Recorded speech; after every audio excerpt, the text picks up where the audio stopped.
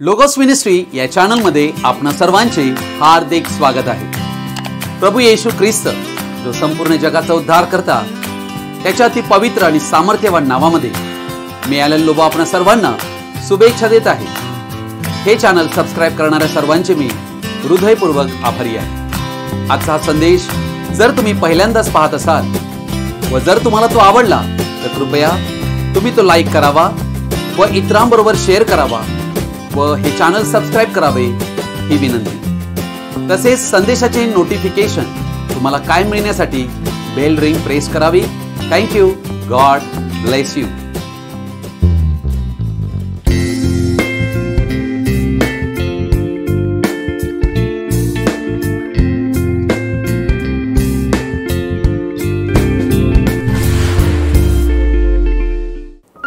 आज आपण एका महत्त्वाच्या विषयाकडे आपलं लक्ष लावणार आहोत आणि या विषयाला शीर्षक देऊ इच्छितो प्रार्थनेचे सामर्थ्य।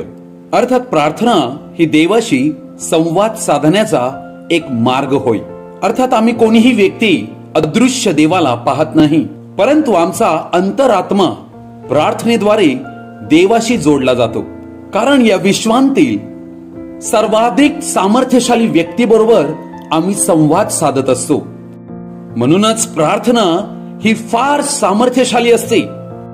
म्हणूनच आम्हाला जर प्रार्थनेचं सामर्थ्य कळलं, त्याचं महत्त्व कळलं, तर आम्ही कधीही प्रार्थना करण्यास कंटाळा करणार नाही, टाळाटाळ करणार नाही व आळसही करणार नाही।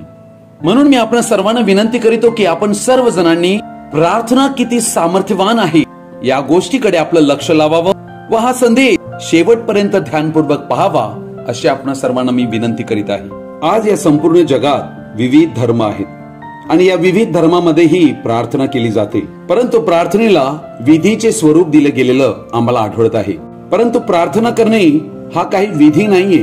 प्रार्थनेचं सामर्थ्य हे आम्ही काही खास शब्द बोलतो त्यांतून येत नाही, किंवा प्रार्थना कोणत्या तरी दिशेने तोंड केल्याने आम्ही करू शकत नाही, किंवा एखाद्या शारीरिक स्थितीत म्हणजे एखाद्या पोझिशन मध्ये आम्ही ती केल्याने ऐकण्यात येते असेही नाही। मत्तकृष्य वर्तमान याचा 6वा अध्याय 5 ते 8 वचनात प्रभू येशू ख्रिस्ताने प्रार्थना ही गुप्त असावी याविषयी म्हटलेलं आहे। तसेच जेव्हा जेव्हा तुम्ही प्रार्थना करीता तेव्हा तेव्हा तुम्ही ढोंग्यासारखे असू नका, कारण लोकांनी आपणास पाहावे म्हणून सभास्थानात व चव्हाट्यावर उभे राहून प्रार्थना करणे त्यांस आवडते। मी तुम्हास खचित सांगतो की ते आपले प्रतिफळ भरून पावले आहेत। अर्थात प्रार्थना करताना ढोंगी असू नये। ढोंगी म्हणजे आम्ही दिसण्यात यावे प्रार्थना करत असताना लोकांपुढे, हा विचार ढोंगीपणाचा आहे आणि याचा स्पष्ट निषेध प्रभू येशूने केलेला आहे। 6वं वचन म्हणते, तू तर जेव्हा जेव्हा प्रार्थना करीतोस तेव्हा तेव्हा आपल्या खोलीत जा व दार लावून घेऊन आपल्या गुप्तवासी पित्याची प्रार्थना कर, म्हणजे तुझा गुप्तदर्शी पिता तुला तिचे फळ देईल। तुम्ही प्रार्थना करिता तेव्हा परराष्ट्रीयांसारखी व्यर्थ बडबड करू नका। आपण पुष्कळ बोललो म्हणजे आपले मागणे मान्य होईल असे त्यांना वाटते। तुम्ही त्यांच्यासारखे होऊ नका, कारण तुमच्या गरजा काय आहेत हे तुमचा पिता तुम्ही त्याच्यापाशी मागण्यापूर्वीच जाणून आहे। प्रभू या वाचलेल्या वचनावर आपला आशीर्वाद देव आणि आम्हा सर्वांना या वचनाने आशीर्वादित करू। प्रार्थना म्हणजे देवाकडे येऊन काही वस्तू किंवा गोष्टींची मागणी करणे नव्हे, तर त्याही पेक्षा पलीकडे अधिक ते आहे। प्रार्थना म्हणजे देवाच्या उपस्थितीत जाणे होय, त्याच्या चरणी आम्ही वेळ व्यतीत करणे होय, त्या सर्व समर्थ व सर्वज्ञानी देवाशी एक नाते संबंध प्रस्थापित करणे होय। त्या देवाची इच्छा आहे की आम्ही त्याला ओळखावे व आम्ही त्याच्यावर प्रेम करावे, ही त्या देवाची इच्छा आहे। त्या देवाने आम्हावरील आपले प्रेम या जगामध्ये मानव रूपात येऊन व क्रूसावर आमच्या पापांसाठी प्रायश्चित्त म्हणून बलिदान होऊन आमच्यासाठी त्याचं प्रेम प्रगट केलेलं आहे। प्रार्थना हे एक माध्यम आहे ज्याद्वारे देवाबरोबर आम्ही आमचे नाते संबंध बांधू शकतो। तेथे आम्ही देवाबरोबर मैत्री स्थापित करू शकतो। तुम्ही कोणाचे मित्र होऊ शकत नाही ज्याच्याबरोबर तुम्ही बोलतच नाही, कारण तो व्यक्ती अनोळखी म्हटला जाईल। ज्याला तुम्ही मित्र समजता, कारण जर संवादच नाही तर मैत्रीही नाही। हीच गोष्ट देवाबरोबरही तशीच आहे. देवाला आमच्या बरोबर संवाद साधायचा आहे. तो त्यासाठी फोन किंवा सोशल मीडियाचा वापर करीत नाही. त्याला तुमच्या आतल्या खोलीत तुमच्याशी बोलायचे आहे. आम्हाला प्रार्थनेमध्ये गुप्त स्थळी एकांतामध्ये त्याला आम्हाला भेटायचे असते व त्यासाठी तुम्हाला आणि आम्हाला देवासाठी वेळ काढणं अत्यावश्यक आहे. प्रार्थना म्हणजे एक नातेसंबंध आहे पिता व त्याच्या मुलांमध्ये. देवाबरोबर आमचा संबंध स्वर्गीय पिता आहे व आम्ही त्याची लेकरे आहोत. जेव्हा आम्ही देवाबरोबर बोलतो तेव्हा आम्ही केवळ त्याच्याशी हृदयाने संवाद साधत नाही, तर तो देव पिताही आमच्या हृदयाशी संवाद साधतो. प्रार्थना म्हणजे एकतर्फी बोलणे नव्हे, एकतर्फी संवाद नव्हे. कारण आम्ही कोणत्या दगड धोंड्याला मूर्तीला भजत नाही, पण विश्वास निर्माण करता देव जो जिवंत आहे त्याला भजतो व तो बोलणारा देव आहे, तो संवाद साधणारा देव आहे. अर्थात तो स्वर्गीय पिता आमच्या हृदयाशी संवाद साधतो व तो पिता आम्हाला कायम सहाय्य करीतो व आम्हाला सुरक्षित ठेवण्यास तयार असतो. हेच देव आमच्यासाठी आहे. अर्थात एक उदाहरण आम्हाला बायबलमध्ये आढळते. ते उदाहरण अब्राहमाचे आहे. अब्राहम याला देवाचा मित्र म्हटले होते. तो देवावर विश्वास करणारा व भरोसा करणारा व्यक्ती होता. देवाबरोबर त्याचे मित्रत्वाचे नाते संबंध होते. असा हा अब्राहम देवाविषयी अनेक गोष्टी जाणत होता. म्हणूनच तो निष्ठेने देवाला अनुसरू लागला व त्याला विश्वासणाऱ्यांचा बाप म्हटले गेले. इब्री लोकास पत्र 11 अध्यायात विश्वासाचे हिरो आम्हाला आढळतात. त्यामध्ये अब्राहम ही होता. अब्राहम देवाचा मित्र बनला कारण तो प्रार्थनेचा व्यक्ती होता. प्रार्थनेचे विविध स्तर आहेत. प्रार्थनेमध्ये आम्हाला आमच्या स्वतःच्या हृदयाची पारख करावी लागते. आम्हाला देवाला कबुली द्यावी लागते, कारण पश्चातापाची व पापक्षमेची देवाकडून आम्हाला गरज आहे. म्हणून आम्हाला प्रार्थना करावी लागते. प्रार्थनेद्वारे आम्ही देवापुढे आमच्या विनंत्या, मागण्या, रदबदल्या व दुसऱ्यांसाठी मध्यस्थी ही आम्ही प्रार्थनेच्या द्वारे करायला हवी. देवाला धन्यवाद द्यावा, देवाचे आभार प्रदर्शन करावे, त्याची स्तुती व गौरव करावे. अर्थात हे प्रार्थनेचे विविध स्तर आहेत. प्रार्थनेद्वारे आम्हाला देवाच्या चारित्र्याची ओळख होते व त्याची इच्छा आम्ही जाणायला शिकतो. अर्थात एका विश्वासणाऱ्यांच्या प्रार्थनेमागे सामर्थ्य किती असते ते आम्ही पाहूया. प्रार्थना ही विश्वासणाऱ्यांचे सर्वात मोठे शस्त्र आहे. हे अंधकाराच्या म्हणजे शत्रू सैतानावर सामर्थ्यशाली शस्त्र आहे. शत्रू त्या मनुष्याला घाबरतो जो प्रार्थना करीतो. म्हणूनच शत्रू हे कायम पसंत करीतो की आम्ही प्रार्थना विरहित ख्रिस्ती व्यक्ती असावे. कारण प्रार्थना रहित ख्रिस्ती हा शक्तिहीन ख्रिस्ती व्यक्ती असतो. प्रार्थना ही सामर्थ्यवान आहे, कारण ज्याच्याकडे आम्ही प्रार्थना करतो तो फारच सामर्थ्यशील आहे. तिमोथेला दुसरे पत्र याचा 2 अध्याय 2 ते 4 वचन मी वाचत आहे. ज्या गोष्टी तू पुष्कळ साक्षीदारासमक्ष माझ्यापासून ऐकल्या त्या इतरांना शिकविण्यास योग्य अशा विश्वासू माणसांना सोपवून दे. ख्रिस्त येशूचा चांगला शिपाई या नात्याने माझ्या बरोबर दुःख सोस. शिपाईगिरी करणारा माणूस संसाराच्या कार्यात गुंतत नाही, यासाठी की ज्याला त्याने सैन्यात दाखल करून घेतले त्याला त्याने संतुष्ट करावे. अर्थात आम्ही प्रत्येक व्यक्ती हे ख्रिस्त येशूचे सैनिक आहोत. व सैनिक हा नुसताच बनत नसतो, त्याला त्याविषयी आवड असते. सैनिकाला अर्थात प्रशिक्षण हवे असते. एक सैनिक हा काही साधारण व्यक्ती नसतो, कारण त्याला फार कठीण प्रशिक्षण प्राप्त झालेले असते. जेव्हा तो लढतो युद्धभूमीवर तेव्हा तो येथे शिकतो व त्याप्रमाणे लढतो. सैनिकाला हत्यारे माहित असतात. कधी, कोणती व कशी हत्यारे वापरावी हे सैनिकाला माहित असते. अर्थात कोणताही सैनिक शस्त्राशिवाय कधीच युद्धाला जाऊ शकत नाही. त्या हत्यारांवर दुर्लक्षही करू शकत नाही किंवा हत्यारे विसरून तो युद्धाला जाऊ शकत नाही. जर एका देशाकडे असे अत्यंत सामर्थ्यवान हत्यार असेल तर त्या देशाला सुपर पॉवर म्हणतात. जसे आजच्या जगामध्ये अमेरिका, रशिया ही सुपर पॉवरफुल देश आहेत. अर्थात प्रार्थना ही एक मोठे हत्यार आहे, फार सामर्थ्यवान हे शस्त्र आहे. प्रार्थनेच्या शस्त्राद्वारे आम्ही सुपर पॉवर ठरतो व शत्रू सैतानाला आम्ही थांबवू शकतो. अर्थात सैनिक बनण्यासाठी देव कोणत्या प्रकारच्या व्यक्तींना पाचारण करीतो? कोरिन्थीकरास पहिले पत्र, पहिला अध्याय 26 ते 29 वचन मी आपणापुढे वाचत आहे. तर बंधुजन हो, तुम्हास झालेले पाचारणच घ्या. तुमच्यामध्ये जगाच्या दृष्टीने ज्ञानी, समर्थ, कुलीन असे पुष्कळ जण नाहीत, अर्थात ज्ञानवान लोक, आपल्या ताकदीवर अवलंबून असणारे. तरी ज्ञानास लाजवावे म्हणून देवाने जगांतील जे मूर्खपणाचे ते निवडले, आणि जे बलवान ते लाजवावे म्हणून देवाने जगांतील जे दुर्बळ ते निवडले. बघा, देवाने निवड कोणाची केलेली आहे? ज्ञानांची नाही, बलवानांची नाही, पण दुर्बळांची.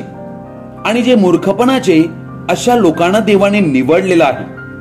28वे वचन म्हणते, आणि जगांतील जे हीन दीन, जे धिक्कारलेले व जे शून्यवत, अशांना देवाने याकरिता निवडले की जे आहे ते त्याने रद्द करावे, म्हणजे देवासमोर कोणाही मनुष्याने अभिमान बाळगू नये.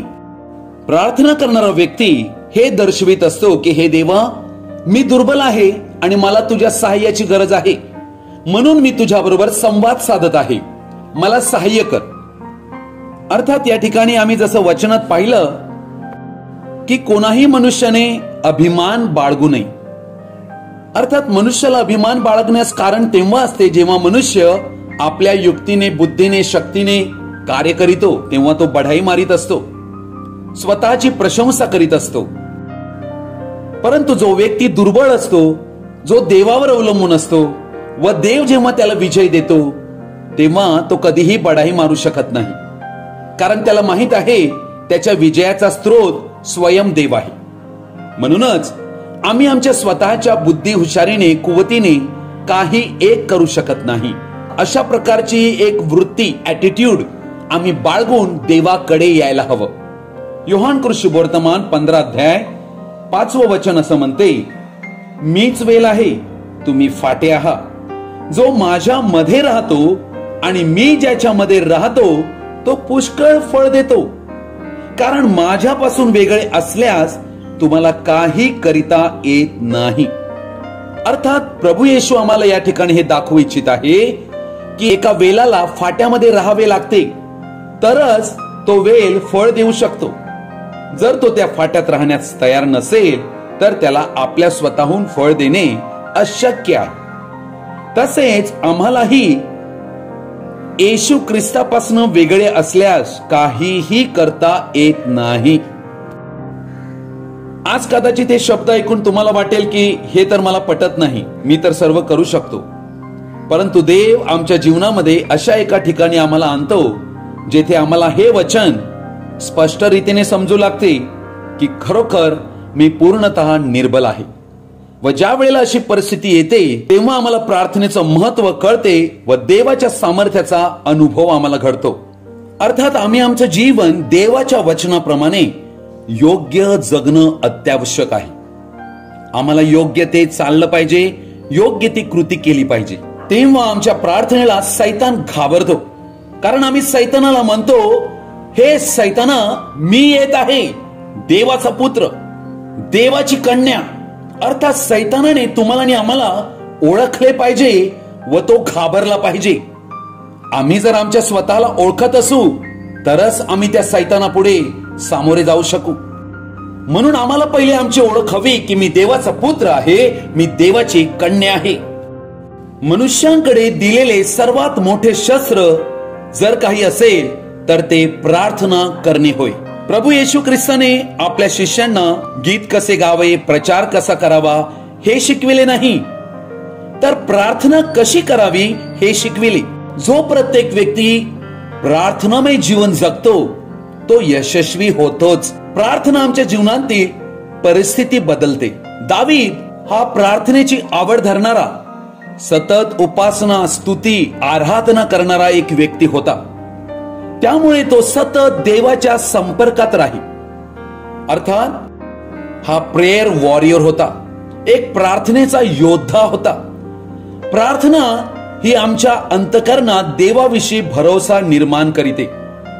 देवावरील भरोसा तुम्हाला आणि आम्हाला ताकद प्रदान करीते व आमच्यात विश्वास निर्माण करीते की देव माझ्या बरोबर आहे, तो माझ्या मध्ये आहे. म्हणूनच दावीद हा कधीच युद्ध हरला नाही. देवाने दावीदाला सतत विजय दिलेला आहे. त्यासाठी दावीदाला देवाच्या हृदयांतील मनुष्य बनावे लागले. अर्थात प्रत्येक योद्ध्याला देवाच्या हृदयांतील व्यक्ती बनणे आहे. देव आपल्या सैनिकाला उच्च प्रकारच्या युद्धासाठी पराक्रमी योद्धा म्हणून पाचारण करीतो.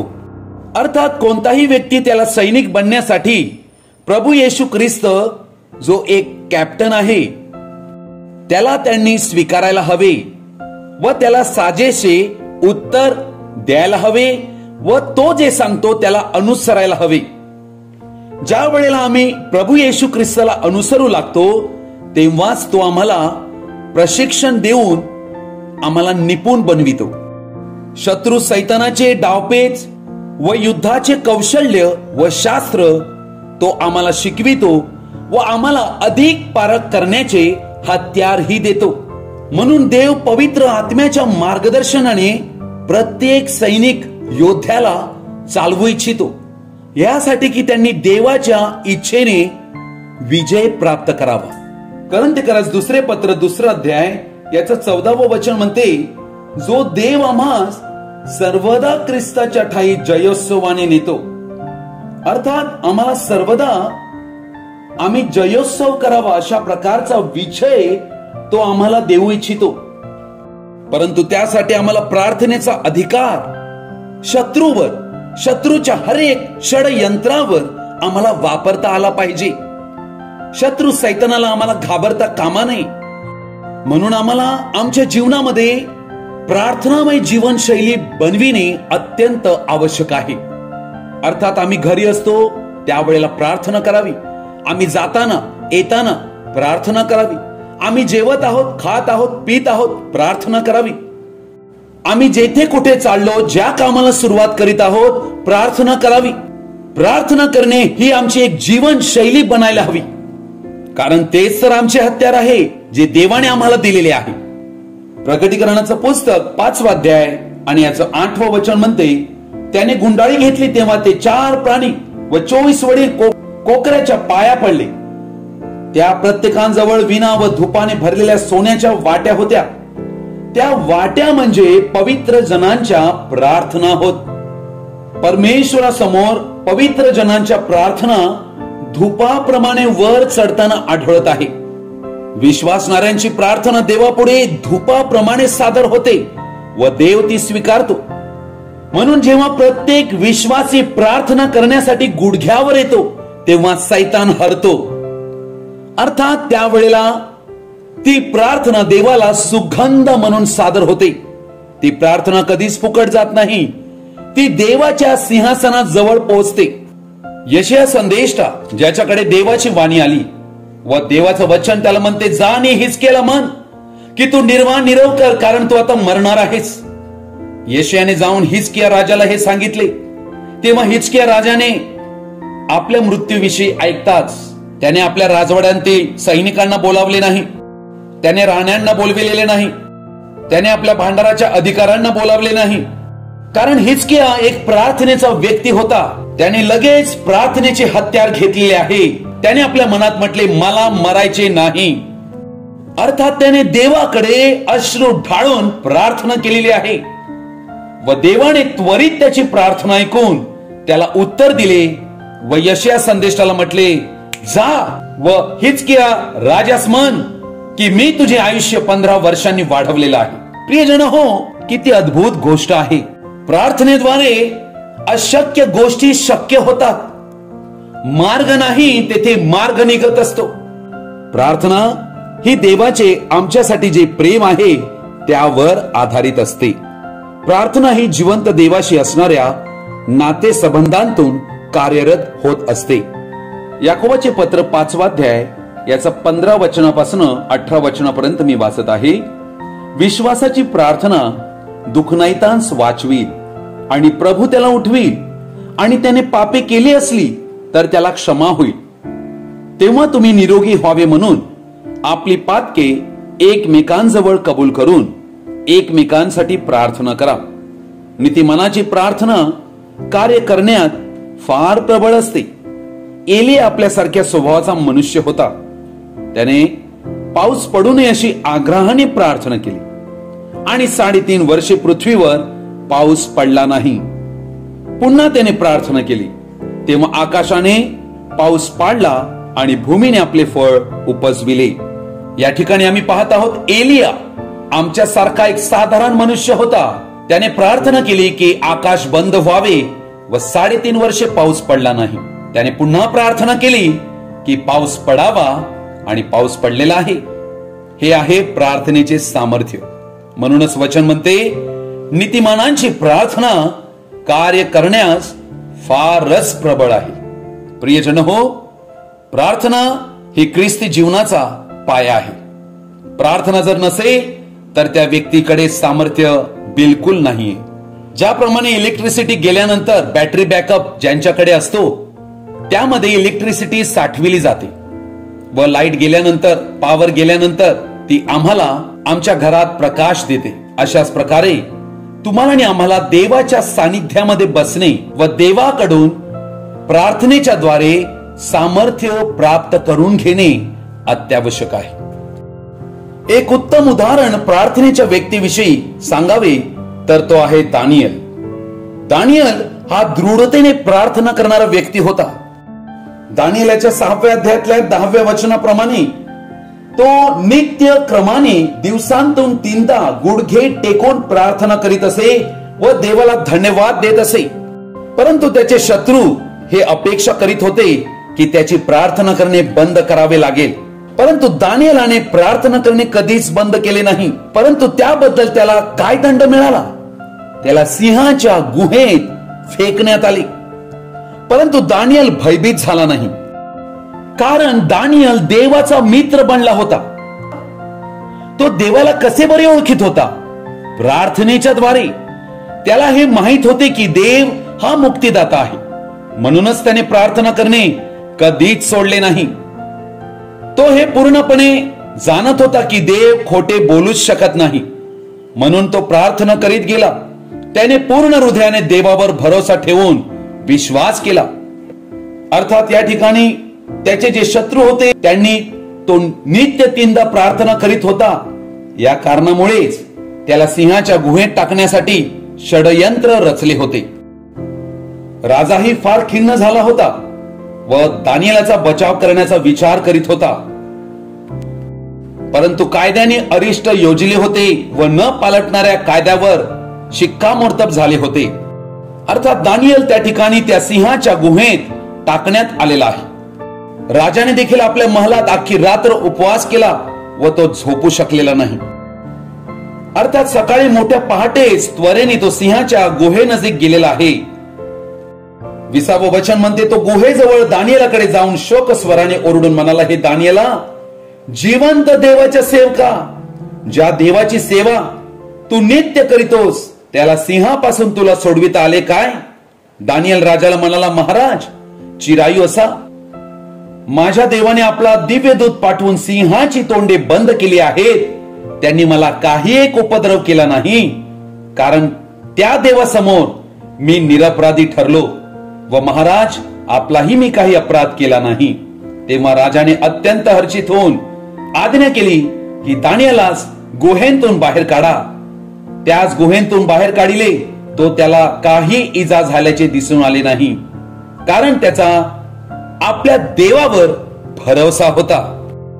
अर्थात ज्या व्यक्तींनी हे सर्व षडयंत्र योजिले होते ते व त्यांचे पूर्ण कुटुंब त्या सिंहाच्या गुहेत टाकण्यात आले.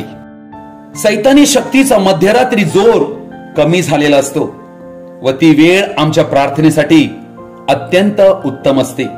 म्हणून आम्ही त्या वेळेला गुडघ्यावर येऊन प्रार्थना करायला हवी. सैतान नेहमीच प्रार्थनेला अडखळण निर्माण करीतो. तो आम्हाला मोबाईल कडे वळवितो, आमचा वेळ घालवितो. आम्हाला वेळेचा सदुपयोग करणे अत्यावश्यक आहे. अर्थात प्रार्थना जी आहे ती आम्हाला देवाविषयी संवेदनशील बनवित असते. तुम्हाला आतून आत्म्याकडूनच, पवित्र आत्म्याकडूनच हे कळते की काहीतरी चुकीचे घडणार आहे. प्रार्थनेचा योद्धा असणाऱ्या व्यक्तीला कोणीही व्यक्ती सहसा फसवू शकत नाही, कारण तो प्रार्थनेचे प्रात्यक्षिक जीवन जगत असतो. शत्रू सैतानाची ही इच्छा आहे की आम्ही देवाच्या उद्देशाप्रमाणे चालू नये, म्हणूनच आम्ही प्रार्थनेचे व्यक्ती बनायला हवे. सैतान हे जाणतो की आम्ही जर प्रार्थनेचे योद्धे बनू तर त्याचा आमच्या पुढे काही टिकाव लागणार नाही. म्हणून तो अनेक डावपेच खेळतो व आम्हाला प्रार्थनेपासून विचलित करण्यासाठी फार प्रयत्न करीतो. तुम्हाला आणि आम्हाला देवाच्या आत्म्याविषयी संवेदनशील असणे फारच आवश्यक आहे, कारण तो पवित्र आत्मा तुम्हाला आणि आम्हाला चालवू इच्छितो. कारण आम्ही मनुष्य 5 इंद्रियांमध्ये चालत असतो व तो देव इंद्रियांप्रमाणे आम्हाला चालवू इच्छित नाही, तर पवित्र आत्म्याद्वारे आम्हाला चालवू इच्छितो. अर्थात ती इंद्रिय म्हणजे पाहणे, ऐकणे, बोलणे हे होय. आमचे मन ही सैतानाची व देवाची युद्धभूमी आहे, परंतु त्यावर सत्ता व अधिकार कोणाचा आहे त्यावर ते निश्चित करीते, कारण त्या गोष्टींना आमच्या मनात आम्ही येण्यास अनुमती देतो, जागा देतो. जेव्हा आम्ही या नकारात्मक जगाचा प्रभाव आमच्या मध्ये घेतो तेव्हा आम्ही देवाबाबत भावना शून्य असतो. म्हणून देवाच्या वचनावरील मनन चिंतनाद्वारे देव आम्हाला सत्याचं प्रगटीकरण देत असतो व देव त्या वचनाद्वारे आम्हाला चेतावणी देतो, आम्हाला मार्ग दाखवित असतो. प्रेषितांच्या कृत्यात आम्हाला संत जन आढळतात जे प्रार्थनेसाठी नावाजलेले होते. त्यांनी आपले लक्ष देवाच्या वचनांकडे लावलेले होते, म्हणूनच त्यांचे जीवन पवित्र आत्म्याने भरलेले व अनेकविध चमत्कार घडत असलेले होते. त्याहून आताचे ख्रिस्ती जीवन काही वेगळे नाहीये. अर्थात त्याचा अर्थ हा आहे की जर त्यांनी केले व त्यांना त्याचे फळ मिळाले तर आम्हालाही तसेच केल्यावर तसेच फळ मिळेल. म्हणून आम्ही देवाकडून चालविलो गेलो पाहिजे. ही गोष्ट आम्हाला कायम ध्यानात ठेवणे गरजेचे आहे की देव आमचा उत्तम पिता आहे व जो आमच्यावर अतिशय प्रेम करीतो आणि तो आमच्याशी सातत्याने संवाद साधू इच्छितो. म्हणूनच प्रार्थना ही विश्वासणाऱ्यांचा जीवन प्रवाह आहे. म्हणून सैतानी शक्ती आमच्या विरुद्ध जे काही करू इच्छिते त्यांच्या कारस्थानांची लगेच देव आम्हाला कल्पना देत असतो, कारण आम्ही प्रार्थनेचे व्यक्ती बनलो आहोत. प्रार्थना आमच्या इंद्रियांना धार देते आणि तीक्ष्ण बनविते. म्हणून ज्या अद्भुत जिवंत देवावर आम्ही विश्वास करतो तो आपले दैवी स्वरूप आमच्या मध्ये राहून प्रगट करीत असतो. तो आमच्यात कार्य करीतो, त्याचे सामर्थ्य आमच्यात कार्य करीते. तेव्हा आम्ही देवाला पोचपावती देतो की तो आमच्यासाठी काय करू शकतो. तेव्हा आम्ही मनुष्यांची भीती बाळगणे सोडून देतो, कारण आम्हाला स्वर्गीय पित्याचा पाठिंबा असतो. म्हणूनच आम्हाला प्रभूमध्ये बलवान बनणे आहे. आम्हाला घाबरण्याची गरज नाही, कारण देव त्याचे सत्संकल्प आमच्या जीवनात पूर्ण करू इच्छितो, ज्याविषयी आम्ही आनंद केलाच पाहिजे. कारण देवाकडे आमच्यासाठी काहीतरी महान अशी गोष्ट आहे, त्याविषयी आम्ही आनंद व्यक्त केलाच पाहिजे. म्हणून आम्ही ही गोष्ट कायम ध्यानात ठेवावी की मी एक खास व्यक्ती आहे, मी देवाचा निवडलेला आहे व माझ्याविषयी देवाचा संकल्प आहे. म्हणून कोणीही मनुष्य माझे वाईट करू शकत नाही. बस आम्हाला एकच प्रार्थना करणे की देवा तुझं प्रेम आम्हाला ओळखणारे हृदय दे, यासाठी की आम्ही तुझ्या प्रेमाने चालू, त्याची खोली, उंची, लांबी आम्ही समजू शकू. देवा तुझं प्रेम आम्हाला सांत्वन देणार आहे, आमच्या भावी जीवनास महान आशा देणार आहे. मार्क शुभवर्तमान 1 अध्याय 35 वचन म्हणते, मग तो सकाळी मोठ्या पहाटेस उठून बाहेर गेला व रानात जाऊन त्याने तेथे प्रार्थना केली. अर्थात येशू ख्रिस्त जो देव मानव स्वरूपात आला त्याला जर प्रार्थना करावी लागली तर आम्हाला किती अधिक प्रार्थना करण्याची गरज आहे. म्हणून प्रभू येशू ख्रिस्ताविषयी इब्री लोकास पत्र 5 अध्याय 7 आणि 8 वचनात म्हटलेले आहे, आपल्याला मरणांतून तारावयात जो समर्थ आहे त्याच्या जवळ त्याने आपल्या देहावस्थेच्या दिवसात मोठा आक्रोश करीत व अश्रू गाळीत प्रार्थना व विनवणी केली आणि ती त्याची सद्भक्तीमुळे ऐकण्यात आली. तो पुत्र असूनही त्याने जे दुःख सोसले तेने करून तो आज्ञाधारकपणा शिकला आणि परिपूर्ण केला जाऊन आपल्या आज्ञेत राहणाऱ्या सर्वांचा युगानयुगीच्या तारणाचा करता झाला.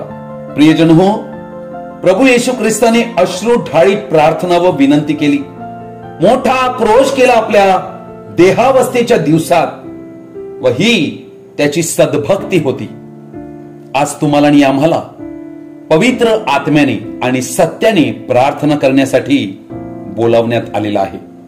प्रभू येशू ख्रिस्त योहान कृष्णवर्तमान 4 अध्यायातल्या 23 आणि 24 वचनात म्हणतो की देव खऱ्या भक्ताचा शोध करीत आहे, की जो त्याची प्रार्थना पवित्र आत्म्याने व सत्याने करेल.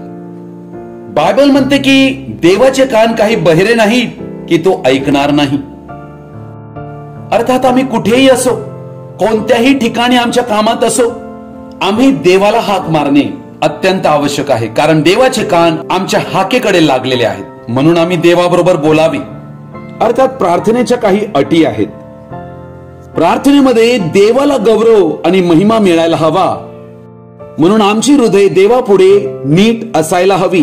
प्रार्थना ही केवळ शब्दांची नव्हे, परंतु पूर्ण हृदयांतून यायला हवी.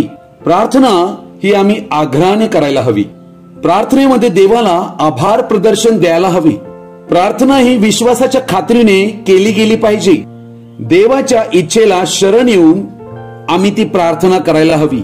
अर्थात आम्हाला आमच्या भावनेवर अवलंबून राहायचं नाही की मला काय वाटत आहे, मला काय वाटते. त्यापेक्षा देवाने आमच्या भावने पलीकडे त्याचे जे सत्य अभिवचन दिले आहे त्यावर आम्हाला विश्वास करून चालायचं आहे. तरच आम्ही एक महान योद्धे व रोज विजय प्राप्त करणारे योद्धे बनू. आजचा हा संदेश आपण सर्वजणांनी ध्यानपूर्वक व शेवटपर्यंत पाहिल्याबद्दल आपणा सर्वांचा मी हृदयपूर्वक आभारी आहे.